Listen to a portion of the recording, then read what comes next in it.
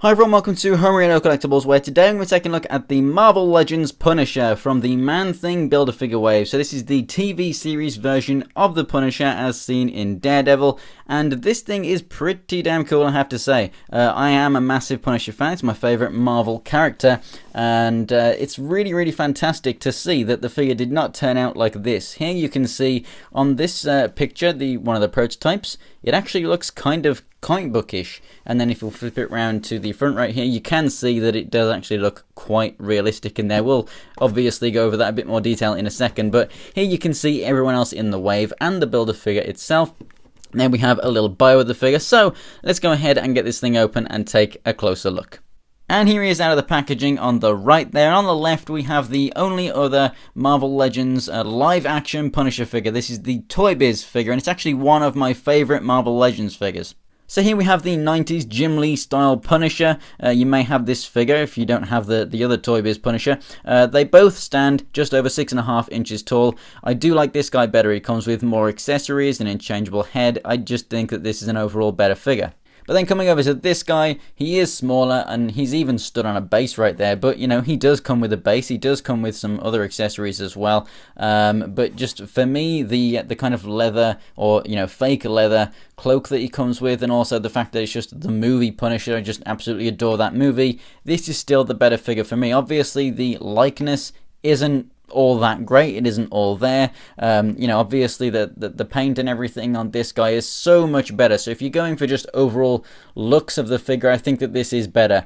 But you know, it doesn't come with a base, it doesn't come with, you know, rocket launcher like that one did, but it does come with a rifle and a pistol just like that one did. However, that figure actually has a holster. It holsters right down here on the leg.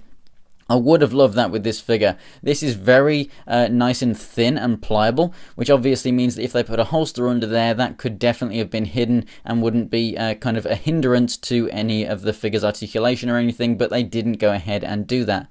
Yes, both hands do have trigger fingers and he can hold both accessories just fine.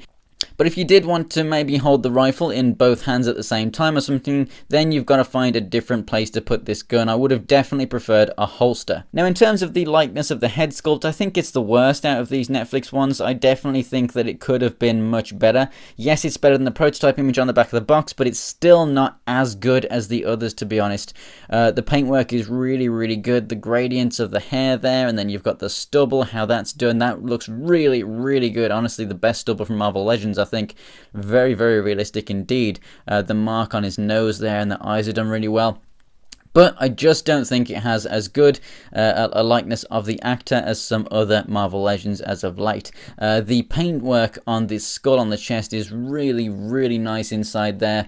Obviously, when you move it back, it's still visible, so I definitely do like that. This can be removed. The arm holes are big enough and it is very thin and pliable, so you can definitely remove that if you wish. You do actually have the straps for the armor molded in up there, so you'll see those better if you take it off. The Thomas Jane version actually has you know, painted on sleeves at the upper of his arm, and then you've got the rest of the arm is just skin, whereas this guy has the coat permanently molded onto his arms. So if you take this off, it won't look as good as what that figure did when it was taken off. I still think that that figure has more of a choice to display. These weapons are really nice weapons. I definitely prefer these over Toy Biz weapons. So we have a, you know, kind of 1911 or Browning sort of looking gun right here, which is done pretty well. And then we have an AR over here, which is done amazingly. You got the underbarrel grenade launcher right there. We have either a laser or a torch right there, which looks fantastic. Every single detail is molded into this thing, from the, you know, the bolts and everything, and the fire select and the mag release over here. It's all done really nicely, and you can hold it very well, even with the stock on there. In his arm, it looks really good. One of the better firearms that we've got from Marvel Legends. As for his articulation then, the head can move up and down, left and right, and has a bit of pivot there as well. Shoulders can come out to the side and rotate all the way around. The coat doesn't hinder articulation at all. You only have the single jointed elbow. It can move all the way 90 degrees and does look very good, but it is just a single joint in there, which is kind of strange. And then the wrist can rotate and hinge in and out. We have a waist twist at the bottom, and then we have a diaphragm movement at the top as well, which can also pivot side to side and crunch forward and back pretty well. It works pretty nicely.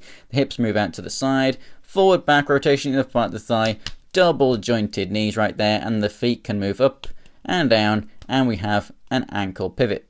You have so many different styles to choose from, and this could definitely very much pass as, a comic book style if you really want it to. But the great thing is, it's very different to what we've seen in the past, so if you have this figure, it's still an amazing look to go ahead and get.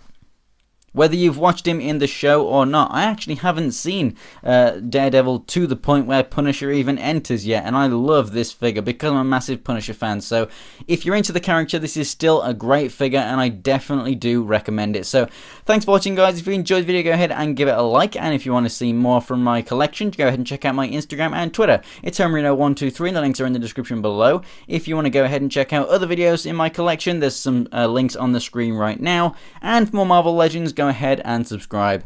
Thanks for watching, guys, and I will see you next time.